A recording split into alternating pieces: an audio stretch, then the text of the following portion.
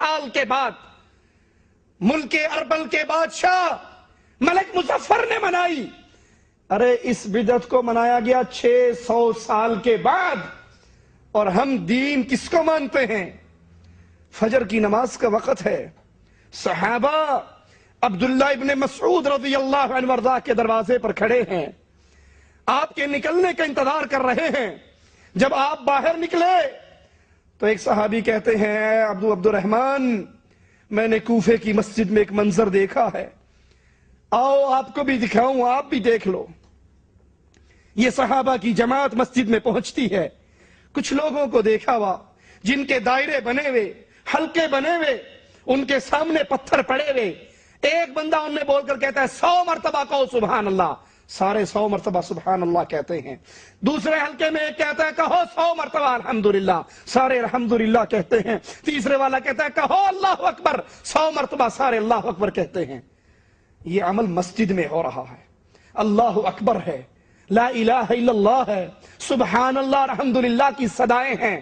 یہاں میلاد النبی کے نام پہ لڑکی لڑکوں کا مخلوط رقص نہیں ہے، انڈین گانے نہیں ہیں، دھمالے نہیں ہیں، ڈانس نہیں ہے، نقلی داڑیاں نہیں ہیں. مسجد میں بیٹھ کر، اور تابعین ہیں، صحابہ کے شاگرد ہیں، کلمہ گو ہیں، مسلمان ہیں، لا الہ الا اللہ الحمدللہ استغفر اللہ کا ذکر کر رہے.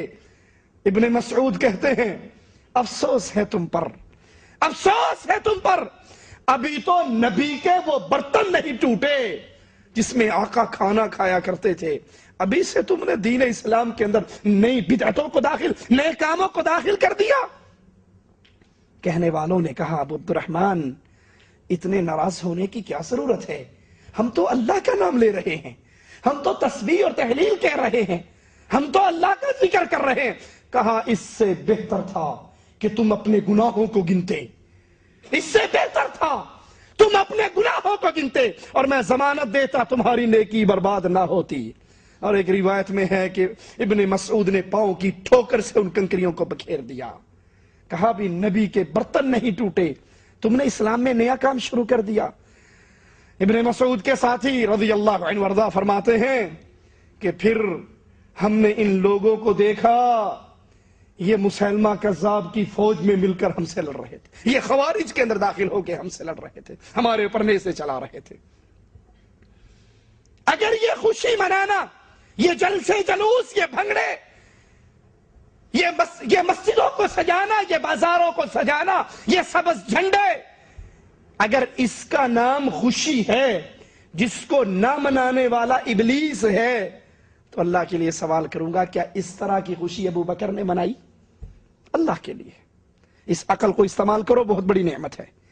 کیا ابو بکر، عمر، عثمان و علی، طلحہ، زبیر، بدر احد والے مدینے کے بازاروں میں جلوس نکالتے تھے؟ کیا جھنڈے لہراتے تھے؟ آج تو نبی کریم صلی اللہ علیہ وسلم کی جوتی کا نقش نعلین پاک کے نام سے جھنڈے پہ بنا ہوتا ہے، اور ثم استغفر اللہ ثم استغفر اللہ، ایک طرف نبی کی جوتی کا نقش بنا ہوا ہے اور اس کے اوپر الصلاۃ والسلام علیک یا رسول اللہ لکھا ہوا ہے. الصلاۃ والسلام علیک یا رسول اللہ. میں آپ کی جوتی پہ آپ کے ابو کا نام لکھ دوں تو برداشت کرو گے؟ اور ادھر بھلے وہ جوتی نبی کی ہی مان لی جائے، اس پر اللہ اور اس کے رسول کا نام اسی جھنڈے پر جہاں پر جوتی ہے، یہ توہین نہیں تو اور کیا ہے؟ کیا ابو بکر عمر کی جماعت نے، کیا صحابہ کرام نے اس طرح جلوس نکالے؟ اگر آپ کہتے ہو یہ جلوس نہ نکالنے والا، یہ خوشی نہ کرنے والا ابلیس ہے، تو صحابہ کی جماعت پہ کیا فتویٰ لگے گا؟ تابعین کی جماعت پہ کیا فتویٰ لگے گا؟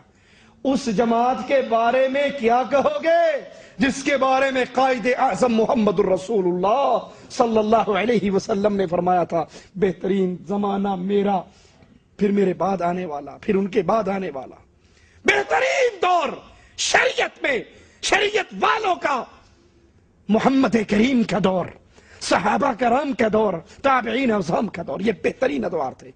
کہ ان ادوار کے اندر یہ جلوس نہیں نکلے، یہ بھنگڑے نہیں ڈلے، یہ مکہ مدینہ کے ماڈل، بیت اللہ اور مسجد نبوی کے ماڈل نہیں بنے۔ 4 پتھر رکھ کر مصنوعی پہاڑی بنا کر گھر میں سے پائپ لا کر اس میں لگا کر زمزم کا نام نہیں دیا گیا، نکلی داڑیاں نہیں لگی، چمٹے نہیں بجے، گانوں کے رقص نہیں ہوئے، ڈھول گانے دھمال یہ نہیں ڈلی۔ تو یہ خوشیاں نہ کرنے والے اگر ابلیس ہیں تو ان پاک باز لوگوں پہ کیا فتویٰ لگاؤ گے؟ فرماتے ہیں چاند رات کو مسلمانوں کی کتنی عیدیں ہیں؟ 2 عیدیں ہیں۔ کس نے دی ہیں؟ اللہ عز و جل نے اور اس کے رسول نے ہمیں بتائی ہیں۔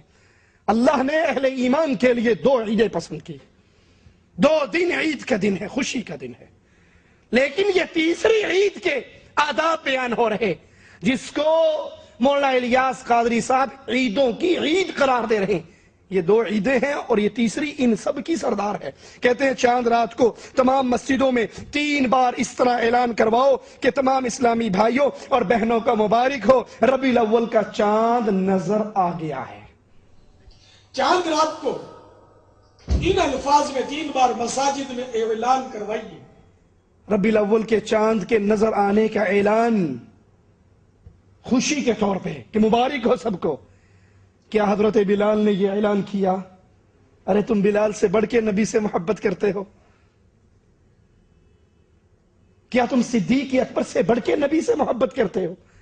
کیا تم ابو ہریرہ سے بڑھ کر نبی سے محبت کرتے ہو؟ وہ ابو ہریرہ جو فرماتے ہیں لوگ کام کاج کے لیے چلے جاتے تھے اور میں نبی کے دروازے سے نہ اٹھتا تھا کہ کہیں یہ نہ ہو میں کہیں جاؤں نبی اپنی زبان مبارک سے کوئی حدیث ارشاد فرمائے اور ابو ہریرہ اس سے محروم ہو جائے۔ کیا تمہیں ان سے زیادہ پیار ہے؟ کیا کبھی صحابہ نے 12 ربیع الاول کا چاند دیکھ کر مسجدوں میں یہ اعلان کیا؟ اپنے گھر، دکان، مسجد پر 12 عدد یا کم از کم ایک سبز جھنڈا یکم ربیع الاول سے لے کر سارے مہینے لہرائیں۔ اپنی مسجد، گھر، دکان، کارخانہ وغیرہ پر 12 عدد ورنہ کم از کم 1 عدد سبز پرچم ربیع النور شریف کی چاند رات سے لے کر سارا مہینہ لہرائیے۔ حدیث سے ثابت ہے۔ کس صحابی نے لہرایا؟ نبی نے کس کو جھنڈے بنا کر دیے؟ اگر یہ جھنڈا لہرانا ثواب کا کام ہے، اگر جشن عید میلاد النبی ثواب کا کام ہے، اجر کا کام ہے، تو بتائیے اجر و ثواب کی باتیں تو محمد بتا کر چلے گئے صلی اللہ علیہ وسلم۔ الیوم اکملت لکم دینکم، میرے رب نے اعلان فرما دیا دین پورا ہو گیا، شریعت بیان ہو گئی۔ اگر یہ اجر و ثواب کی باتیں ہیں تو یہ آپ کو آج کیسے پتہ لگی؟ نبی کے دور میں یہ لوگوں کو کیوں نہ پتا تھی؟ بس، ٹرک، کار، رکشہ، سائیکل پر بھی اپنے پلے سے ایک جھنڈا خرید کر ضرور لگائیے۔ بسوں، ویگنوں، ٹرکوں، ٹرالوں، ٹیکسیوں، رکشوں، ریڑیوں، گھوڑا گاڑیوں وغیرہ پر ضرورتاً اپنے پلے سے پرچم خرید کر باندھ دیجئے۔ اپنی سائیکل، اسکوٹر اور کار پر بھی سگے مدینہ الیاس قادری عطار اپنے گھر پر بھی سبز جھنڈا لگاتے ہیں۔ الحمدللہ سگے مدینہ وفی عنہ بھی حتی الامکان اپنے مکان بے نشان پر سادہ جھنڈے لگاتا ہے۔ مولانا صاحب ہم آپ سے ایک ہی سوال کرتے ہیں، آپ اپنے گھر پہ ایک جھنڈا نہیں 1000 جھنڈے لگا لیں، لیکن ہمیں نبی کی کوئی ایک حدیث بتا دیں جس میں نبی نے اپنے گھر پہ جھنڈا لگایا ہو، نبی نے اپنی بیویوں کے گھروں پہ جھنڈا